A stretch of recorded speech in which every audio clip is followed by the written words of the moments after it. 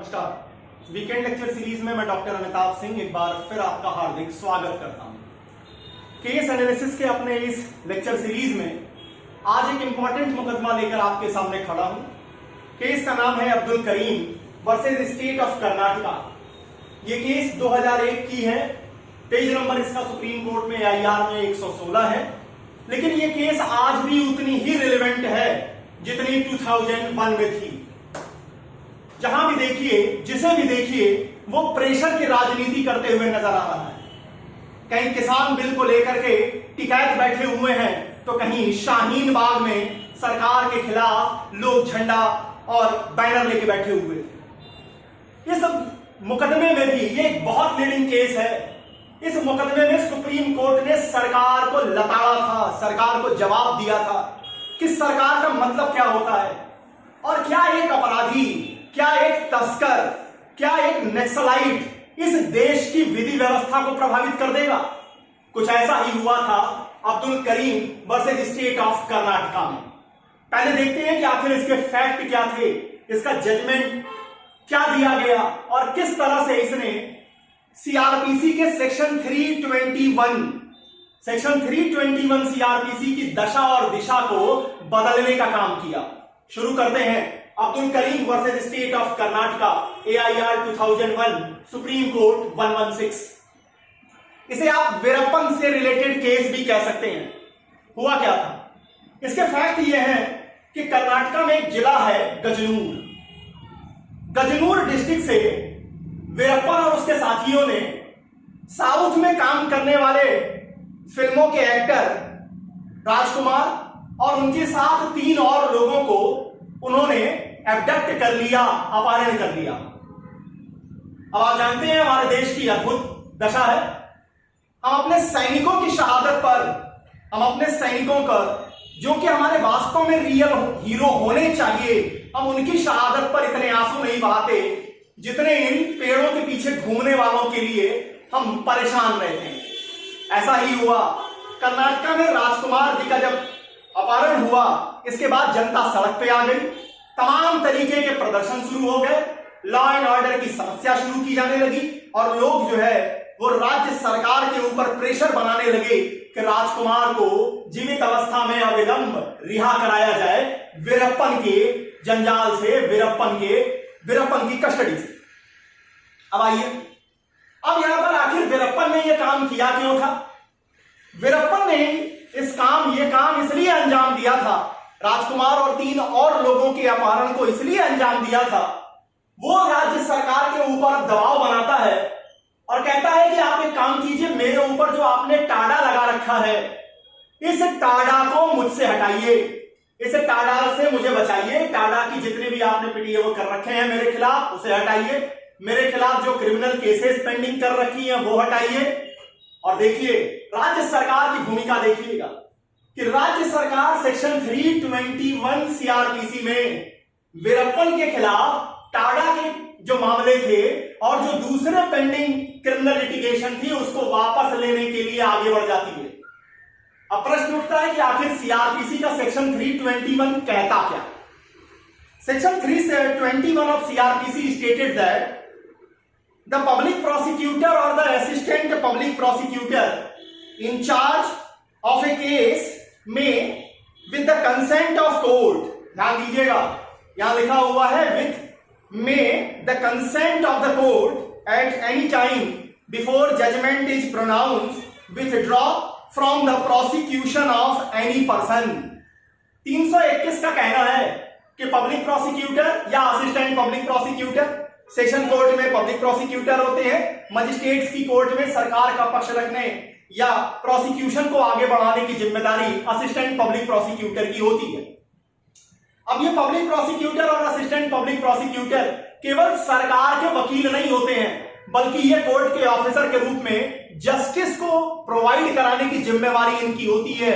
Justice administrative system को run करने की जिम्मेवारी इनकी है।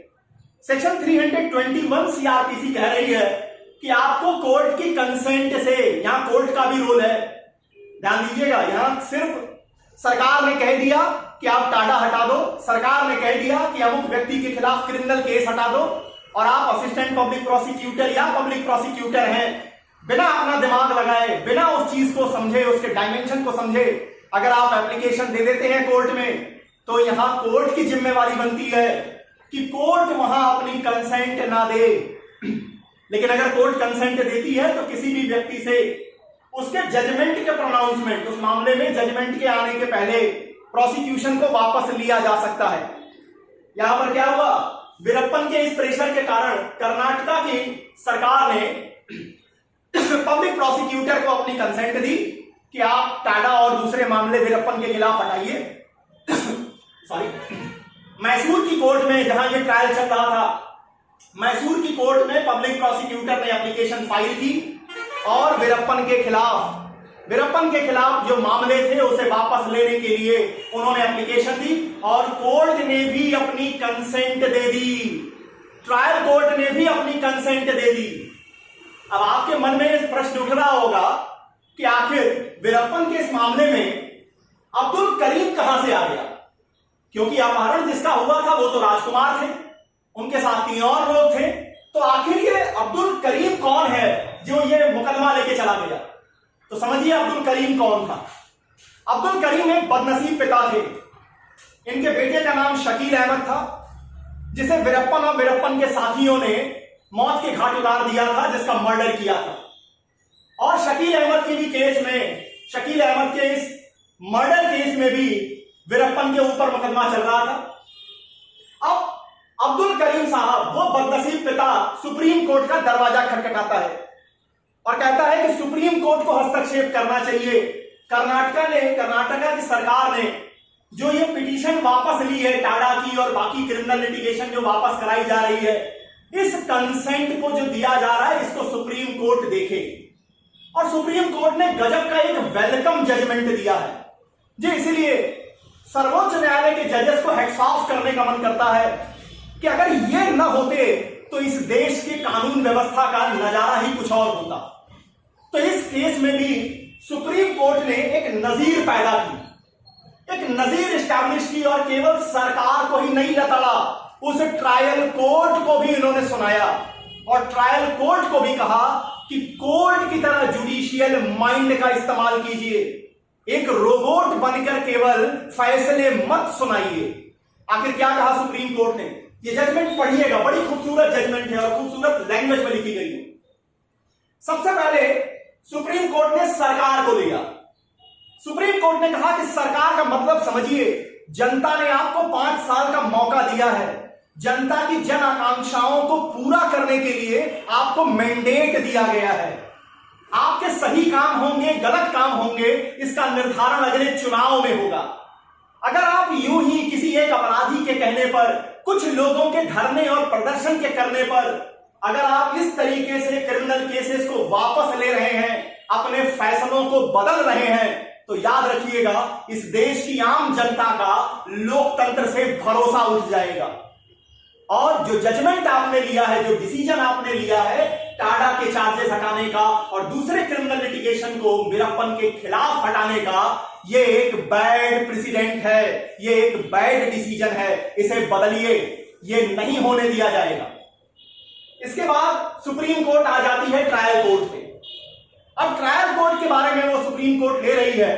सुप्रीम कोर्ट ने कहा कि जब सेक्शन 321 की पिटीशन दी जाती है तो ये ट्रायल कोर्ट की जिम्मेदारी है कि वो पहले ये देखें, नंबर 1, कि क्या वो पब्लिक प्रोसिक्यूटर या असिस्टेंट पब्लिक प्रोसिक्यूटर जो वो पिटीशन दे रहा है, क्या उसने अपने दिमाग का इस्तेमाल किया है, क्या उसने उस मामले के फैक्ट और सर्कमस्टांसेस को समझा है, उसके डायमेंशन को देखा है। नंबर 2, क्या ये पिटीशन जो वापस ली जा रही है, ये चार्जेस जो हटाए जा रहे हैं, प्रोसिक्यूशन जो वापस किया जा रहा है, ये पब्लिक इंटरेस्ट में है। और नंबर 3, क्या इससे इनजस्टिस तो नहीं हो रही है। अगर इन तीनों डायमेंशन को ट्रायल कोर्ट ने देख लिया होता तो वो कंसेंट कभी नहीं देते जो इन्होंने वीरप्पन के मामले में मैसूर की ट्रायल कोर्ट ने दिया था। तो यहां सुप्रीम कोर्ट ने कहा कि जब आप 321 को पढ़ें, 321 क्या कह रहा है कि पब्लिक प्रोसिक्यूटर या असिस्टेंट पब्लिक प्रोसिक्यूटर कोर्ट की परमिशन से, कोर्ट के कंसेंट से फैसले के सुनाए जाने के पहले किसी भी समय प्रोसिक्यूशन को वापस ले सकते हैं। ये इसको केवल लिटरली इंटरप्रेट न करें, इसको आप ऐसे पढ़िए कि आप अगर पब्लिक प्रोसिक्यूटर हैं, असिस्टेंट पब्लिक प्रोसिक्यूटर हैं, तो आप केवल स्टेट के एजेंट नहीं हैं। आप सिर्फ रोबोट बन के मत आइए एप्लीकेशन लेकर, पहले अपने माइंडसेट का इस्तेमाल कीजिए कि क्या उस मामले के फैक्ट और सर्कमस्टांसेस ऐसी हैं कि हम जिस चीज जो प्रोसिक्यूशन हम वापस ले रहे हैं इसके डायमेंशनल इफेक्ट क्या होंगे। नंबर सेकेंड, क्या ऐसी वापसी पब्लिक इंटरेस्ट में है, और नंबर थर्ड, कहीं इससे इनजस्टिस तो नहीं हो रही है। और अगर इस चीज को देखने की जिम्मेवारी किसकी है, ट्रायल कोर्ट की है, कि आप भी केवल रोबोटिक रूप में मत बैठिए और कृपा कीजिए जस्टिस प्रोवाइड कीजिए, केवल जजमेंट मत दीजिए, केवल अपने डिसीजन मत दीजिए, बल्कि उस डिसीजन के होलिस्टिक व्यू को देखते हुए आप जस्टिस प्रोवाइड करें। तो ये काबिल तारीफ जजमेंट है Abdul Karim versus state of Karnataka का 2001 का। अब जरा इस जजमेंट को आज की स्थिति में लगा लीजिए, इस जजमेंट की जिसके रिलेवेंस को जरा आज की नजर में देखिए। भाई एक चुनी हुई सरकार केंद्र में है, वो फैसले गलत ले रहे हैं, सही ले रहे हैं, इसको उनको लेने का अधिकार देश की जनता ने दिया है अगले 5 साल के लिए।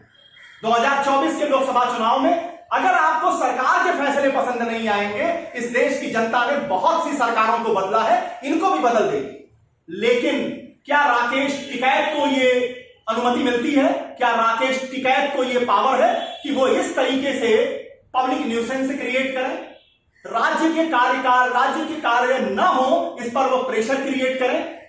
कोई भी बिल, चाहे वो फार्म बिल हो या कोई भी लेजिस्लेशन हो, उसका सही डायमेंशन है, गलत डायमेंशन है, इसके खिलाफ आप शांति पूर्वक अपनी बात रख सकते हैं। लेकिन जिस तरीके के प्रदर्शन किए जा रहे हैं, चाहे वो शाहीन बाग में किए गए हों और चाहे राकेश टिकैत कर रहे हैं, ये कहीं से भी इसको वैसे ही ट्रीट किया जाना चाहिए जैसे आप टेररिस्ट को करते हैं, जैसे आप नक्सलाइट्स को करते हैं।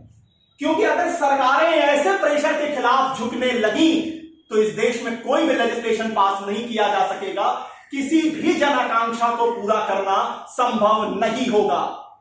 इसी कारण से वीरप्पन का यह फैसला मैंने उठाया है, यह फैसला आज भी उतना ही रिलेवेंट है। तो अपने जुडिशियल प्रेसिडेंट या कहिए जुडिशियल डिसीजंस के एनालिसिस के अपने क्रम में अगली बार फिर किसी एक और इंपॉर्टेंट मुकदमे के साथ आपके सामने उपस्थित होऊंगा। यह मुकदमे का एनालिसिस आपको कैसे लगी, किस तरह से आपने इसको देखा, इस पर आप क्या कहना चाहते हैं, कमेंट सेक्शन में आपके कमेंट्स का इंतजार रहेगा। इन्हीं बातों के साथ बहुत बहुत धन्यवाद, नमस्कार।